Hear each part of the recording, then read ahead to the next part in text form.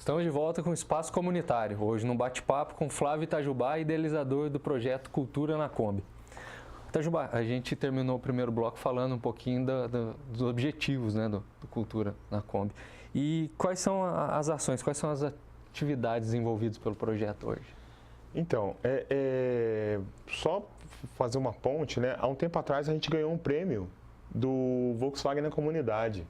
A gente ganhou um prêmio de R$40 mil da Fundação Volkswagen e isso deu um suporte para a gente conseguir realizar nossas atividades. A gente reformou a Kombi, a gente comprou uma outra Kombi, né? Atualmente a gente tem duas, e comprou equipamento de som, equipamento de vídeo, de áudio para gravar algumas coisas e tal.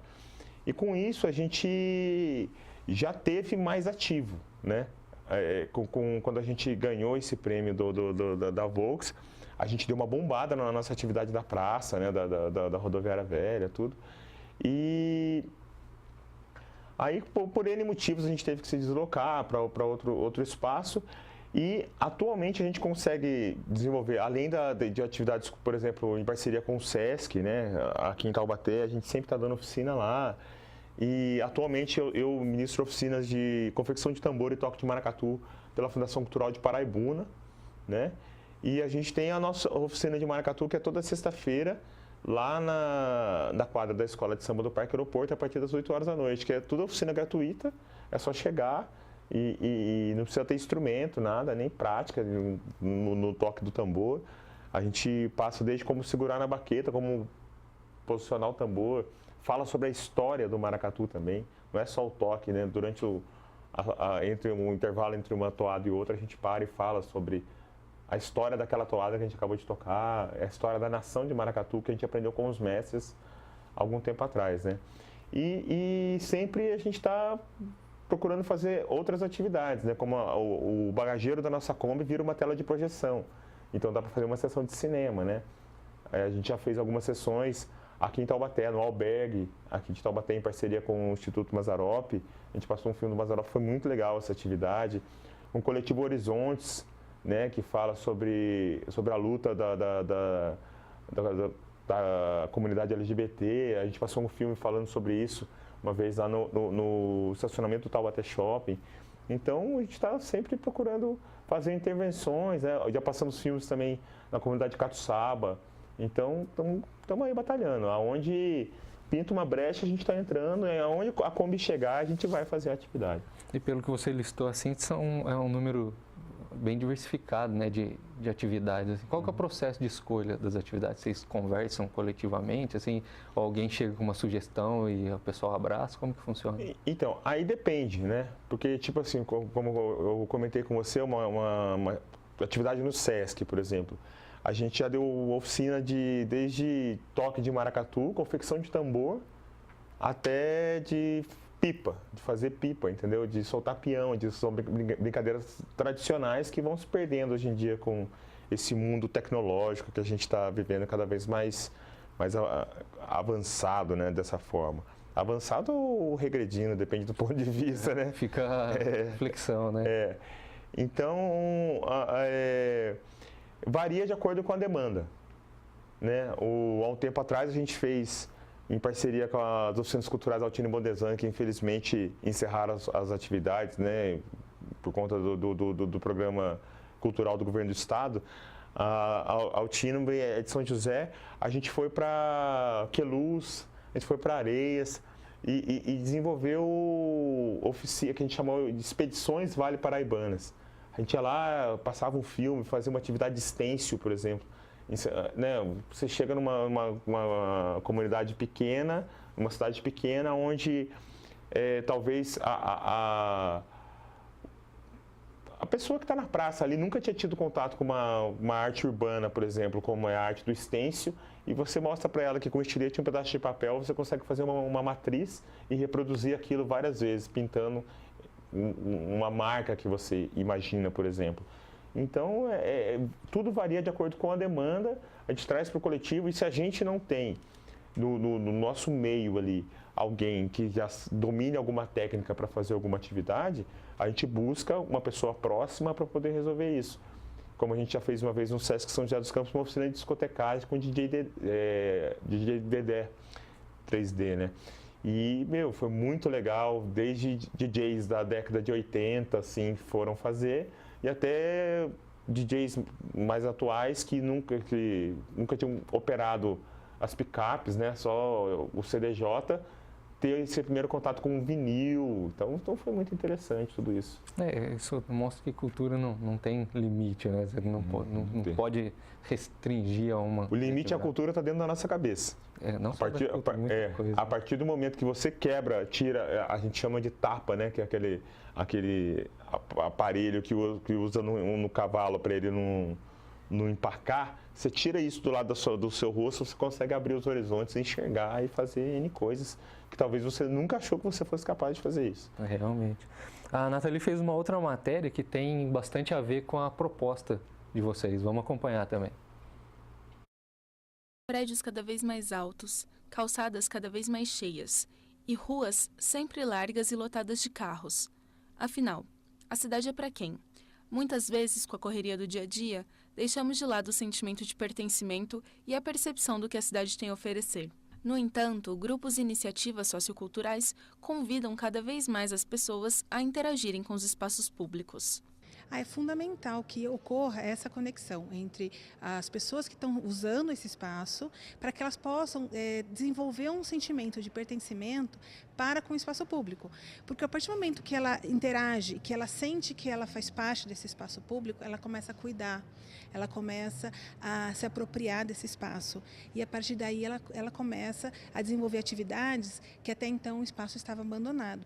De acordo com especialistas, o essencial para a ocupação das áreas públicas é um bom planejamento, levando sempre em consideração a comunidade que a cerca. Acredito que a melhor forma de se planejar os espaços públicos seja de uma forma sistemática, ou seja, se pensar os espaços livres e as áreas verdes, né, como um sistema, portanto, todos eles interconectados, dando uma mesma importância a vários segmentos da cidade, né? Portanto, não só a áreas centrais, muitas vezes se encontra a área central muito bem planejada e uma periferia largada. Então, eu acho que essa adequação dos espaços à população e às comunidades locais é de suma importância.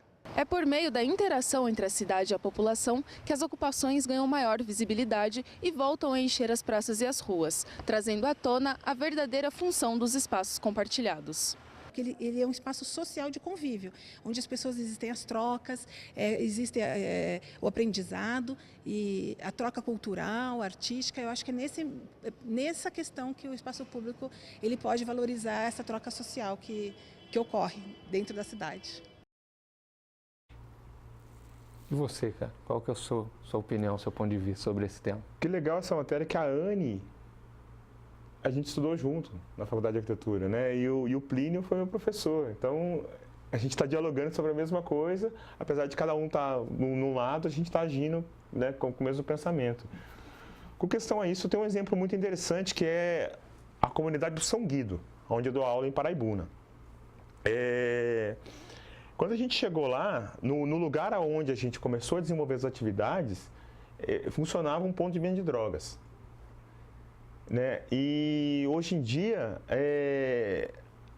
a população que começou a participar das atividades que tiveram uma receptividade maior lá, como o hip hop e o maracatu, acabaram tomando conta do lugar. E hoje é uma atividade que você não vê mais naquele lugar, isso acontecendo, né?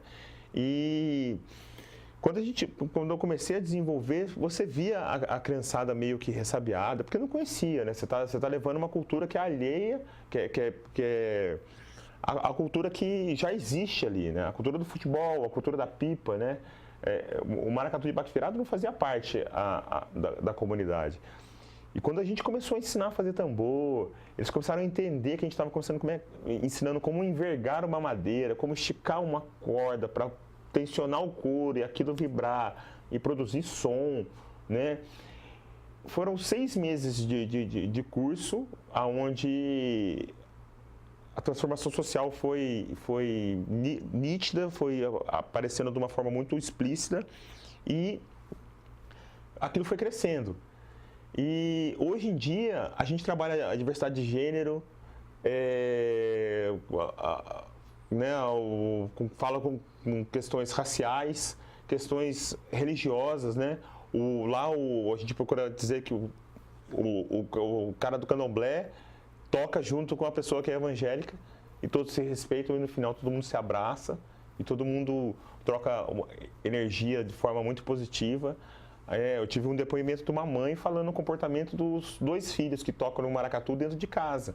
Que atualmente, antes eles só queriam saber de ficar para a rua e atualmente ajudam muito o pai que tem problema de locomoção. Então, é uma coisa assim absurda o quanto a cultura agindo como fator de união das pessoas, de união em prol de um mesmo interesse, ela pode transformar vidas em um espaço em coisas que a gente às vezes não tem ideia. Tem até um movimento, né, que prega a paz pela cultura, né? Uhum. Que é o meio mais prático, mais fácil de chegar à paz é a cultura, né? Como você mesmo acabou de demonstrar. É lógico. Itajubá, nosso tempo está acabando. Eu queria que você falasse para o pessoal que está assistindo, que ficou com vontade de participar, de conhecer o Cultura na Kombi, como que eles fazem, onde eles encontram vocês? A gente tem uma página no Facebook, né, o Cultura na Kombi, é só curtir lá, que a gente sempre está colocando atividades que a gente vai fazer ou que estão acontecendo. A gente procura divulgar também quando vai acontecer alguma atividade cultural, né, mesmo que não for a gente que está fazendo, porque a ideia é divulgar tudo que é bom, que está sendo feito aqui, a gente tenta, né? E a atividade permanente que a gente desenvolve é na quadra da Unidos do Parque Aeroporto, né? Que foi um lugar que a gente foi muito bem acolhido pela dona Cecília, o pessoal da comunidade, que acabou que a gente acabou entrando dentro da escola de samba mesmo e contribuiu com a escola de samba nos últimos 2 anos durante o carnaval. E só que essas atividades são as oficinas de maracatu toda sexta-feira às 8 horas da noite lá na quadra, tá? E a gente se comunica bastante via Facebook mesmo, a gente tem o Instagram também. Aí quem quiser é só seguir a gente lá que a gente vai manter informado das atividades. Quando for ter alguma oficina tipo um Sesc ou ali a essa do Parque Aeroporto, a gente vai divulgar lá e contamos com a presença de todos. Todos serão bem-vindos, né? A gente costuma brincar que para tocar maracatu só precisa ser sem vergonha. É só chegar, botar o tambor e se entregar. E depois que você toca maracatu, sua vida nunca mais é a mesma. Eu tô aqui só a prova disso. Itajubá, obrigado pela sua participação e sucesso com o projeto. Obrigado a vocês pelo convite e sempre quando precisar, estamos aí. Esse foi mais um Espaço Comunitário. Muito obrigado pela sua companhia e a gente se encontra na próxima oportunidade. Tchau!